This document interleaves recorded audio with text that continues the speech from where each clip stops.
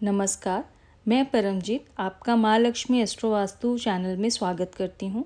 आज हम डिस्कस करेंगे प्रियंका गांधी की कुंडली। क्या प्रियंका गांधी आने वाले समय में किसी सीएम या पीएम पद के लिए एक अच्छी उम्मीदवार साबित होंगी या नहीं, जानते हैं इनकी कुंडली से।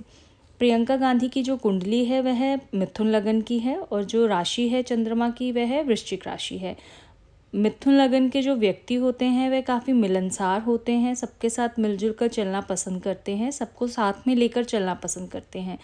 और जो इनकी चंद्र राशि है वह वृश्चिक है। वृश्चिक जो राशि होती है वह व्यक्ति ऐसे थोड़े सीक्रेटिव होते हैं, तो इससे इनके जो मन के विचार होते हैं वह जल्दी जल्दी अपने विचारों को किसी के साथ शेयर नहीं करते हैं। तो या फिर कहें कि इनके मन के विचारों को पढ़ना बहुत ज़्यादा डिफ़िकल्ट होगा। जल्दी जल्दी इनके मन में क्या विचार चल रहे हैं सामने वाला नहीं समझ सकता है। अब हम बात करते हैं इनके प्लैनेट्स के बारे में कि इनके जो कुंडली में प्लैनेट्स हैं वह कितने स्ट्रॉन्ग हैं। तो स्ट्रॉन्ग की बात करें तो षटबल की बात करते हैं। इनकी कुंडली में जो षटबल है सभी प्लैनेट्स का, सबसे ज़्यादा हाईएस्ट स्कोरर जो षटबल में है प्लैनेट वह मार्स हैं, then Jupiter, sun, Saturn, Venus, moon and Mercury हैं।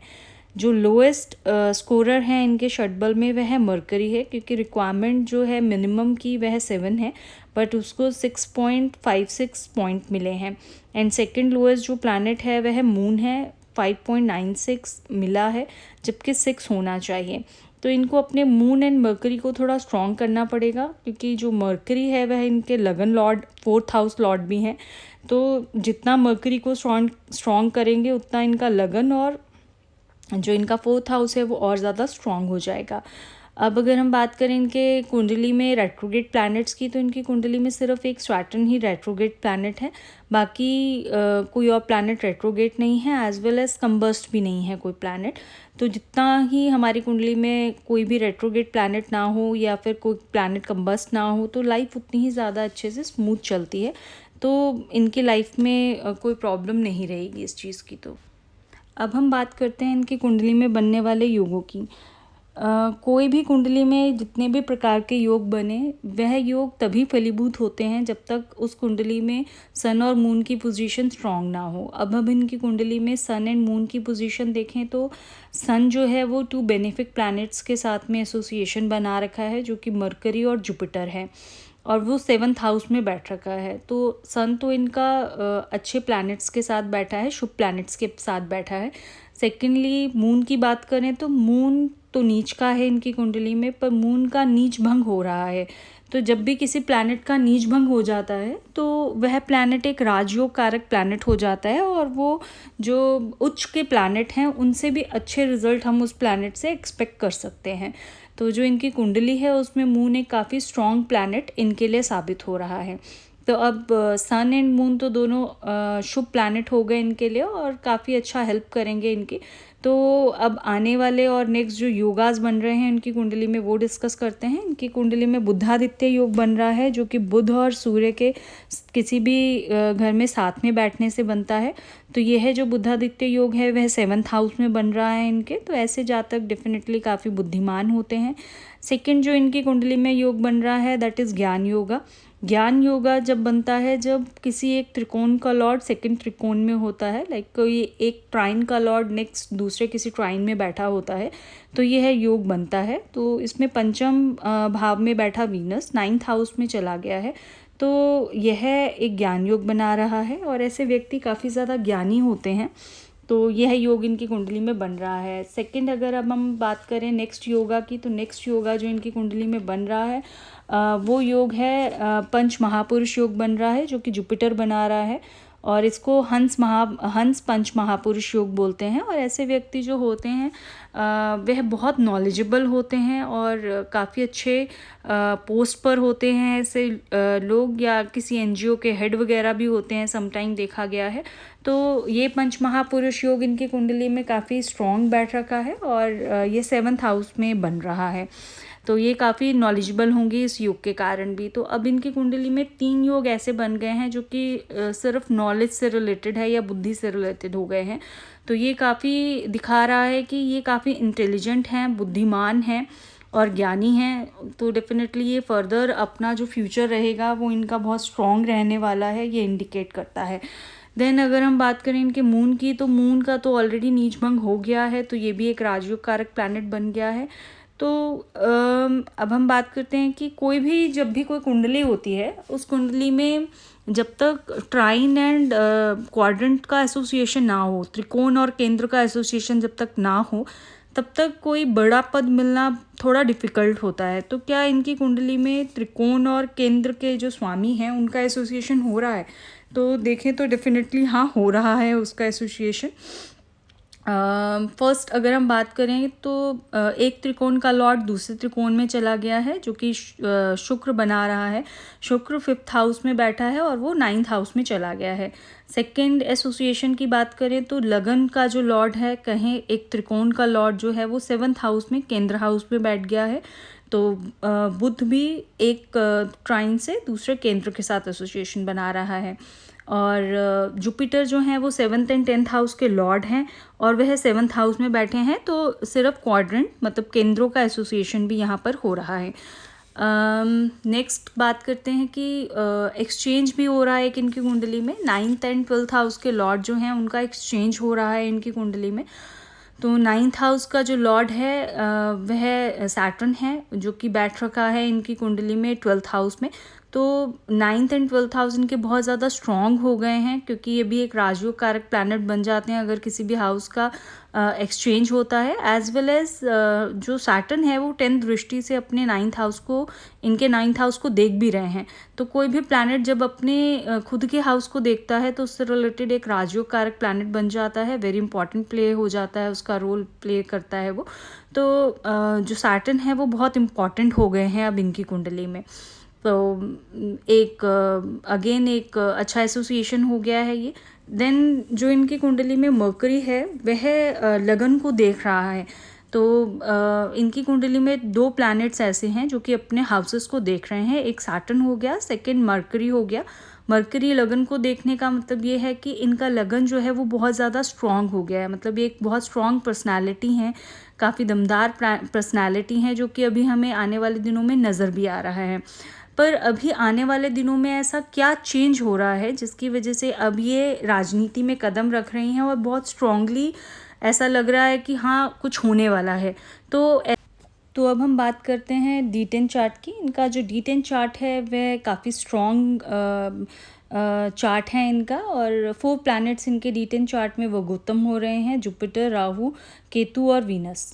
और एवरी जो चार्ट होता है उसको देखने का एक तरीका होता है। अब अगर हम D10 चार्ट देखें तो D10 चार्ट में सबसे इम्पॉर्टेंट प्लैनेट वो होता है जो D10 चार्ट के 10th हाउस में बैठा होता है, और इनका जो D10 चार्ट है उसमें सन बैठ रखा है 10th हाउस में। तो वो डेफिनेटली इनके प्रोफेशन में काफ़ी ज़्यादा अच्छी हाइक देगा, और अनएक्सपेक्टेड गेंस जो रहेंगे इनको अपनी लाइफ में वो सन की महादशा में इनको डेफिनेटली मिलेंगे। सेकंड इम्पॉर्टेंट जो रोल प्ले करता है वो वह होता है प्लैनेट जो कि इनके 10th हाउस का लॉर्ड होता है। 10th हाउस का जो लॉर्ड है वो है मरकरी है। एंड देन वह प्लैनेट होते हैं जो कि मरकरी के साथ एसोसिएशन बना रखा होता है जिन प्लैनेट्स ने। तो इस कुंडली में मरकरी के साथ एसोसिएशन सिर्फ वीनस ने बनाया है और किसी अदर प्लैनेट की दृष्टि उसके ऊपर, मरकरी के ऊपर नहीं है। तो इनकी कुंडली में फर्स्ट इम्पॉर्टेंट प्लैनेट सन हो गया, second mercury, third Venus, and fourth अगर हम प्लैनेट्स की बात करें तो वह जितने भी प्लैनेट्स, वो प्लैनेट्स जो कि केंद्र में बैठे होते हैं वो भी D10 चार्ट में बहुत इंपॉर्टेंट रोल प्ले करते हैं। उनकी दशाएं भी उस कुंडली में जब आती हैं तो वह एक प्रोफेशन में काफ़ी अच्छी हाइक देकर जाती हैं। पर D10 चार्ट की अगर हम बात करें तो उसमें 8th हाउस में जो भी प्लैनेट बैठे होते हैं वह हमारे लिए डेथ लाइक इफ़ेक्ट्स देकर जाते हैं। तो 8th हाउस में इनके केतु बैठा है, तो जब भी केतु की दशा आएगी तो वह दशा इनके लिए उतनी ज़्यादा प्रोफेशन के लिए अच्छी नहीं होगी। और अभी का एट प्रेजेंट टाइम की अगर हम बात करें तो अब हम डिस्कस करते हैं कि इनका अब आने वाला समय क्या है और वो किस तरीके से इनकी लाइफ में इम्पॉर्टेंट रोल प्ले करेगा। पर D10 चार्ट ओवरऑल इनका काफ़ी स्ट्रॉन्ग नज़र आ रहा है, क्योंकि जो लगना है वह काफ़ी ज़्यादा ही स्ट्रॉन्ग है। 9th नंबर का लगना है इनका, और 9th नंबर का जो लॉर्ड है जुपिटर वह लगन में ही प्लेस्ड है और वो भी वगोतम होकर बैठ रखे हैं। तो डेफिनेटली ये लगन की एक बहुत स्ट्रॉन्ग पोजीशन को शो करता है। देन सेकंड इम्पॉर्टेंट, अगर हम लगन के बाद बात करें तो 10th हाउस की हो जाती है। तो 10th हाउस में इनका जो सन है वो बहुत अच्छा बैठ रखा है, स्ट्रॉन्ग बैठ रखा है। और सन का सन के ऊपर सैटर्न का एसोसिएशन है, डेफिनेटली सैटर्न की दृष्टि आ रही है, पर उसके साथ इनका बेनिफिक प्लैनेट्स के साथ एसोसिएशन भी हो रहा है, क्योंकि जो वीनस एंड मर्करी है वो इनके 9th हाउस को दृष्ट कर रहे हैं, एंड जो जुपिटर है वो भी इनके 9th हाउस को दृष्ट कर रहे हैं। तो दैट मीन्स जो सन है उसका एसोसिएशन 3 बेनिफिक प्लैनेट्स के साथ भी हो रहा है। तो सन भी इसकी जो ये कुंडली है D10 चार्ट की, वह सन को काफ़ी स्ट्रॉन्ग पोजीशन यहाँ पर शो कर रही है, उसमें कोई प्रॉब्लम नहीं है। एंड जो D10 चार्ट का 10th हाउस का लॉर्ड है मर्करी, वो भी वेल प्लेस्ड है, वो 5वें हाउस में है, 3rd हाउस में बैठा है और अपने फ्रेंड के साथ एसोसिएशन में बैठ रखा है। तो ये भी एक काफ़ी स्ट्रॉन्ग पोजीशन शो कर रहा है। अब हम इनका नेक्स्ट बात करेंगे कि इनके आने वाली दशाएं क्या हैं और वो कितनी इम्पॉर्टेंट हैं इनके लिए। चलिए अब डिस्कस करते हैं इनकी दशाओं के बारे में, कि अब इनकी ऐसी कौन सी दशाएं चल रही हैं जो कि इनके लिए किस तरीके से फेवरेबल रहेंगी इनके चार्ट के कॉम्बिनेशन के साथ। तो एट प्रेजेंट अगर हम बात करें तो इनका जो टाइम है वह वीनस में मरकरी का चल रहा है, और ये जो टाइम स्टार्ट हुआ है ये 27/1/20 से स्टार्ट हुआ है और ये 27/11/2022 तक चलने वाला है। तो ये जो एक्सेस है वीनस एंड मर्करी का, अगर हम लगन चार्ट में देखें वीनस एंड मर्करी, ये दोनों का संबंध या एक्सेस जो है वो 311 का एक्सेस है। और अगर हम इनके D10 चार्ट में देखें मर्करी एंड वीनस, तो ये दोनों इकट्ठे बैठे हैं साथ में युति में, और ये बैठ रखे हैं एक ही हाउस में, बेसिकली 3rd हाउस में।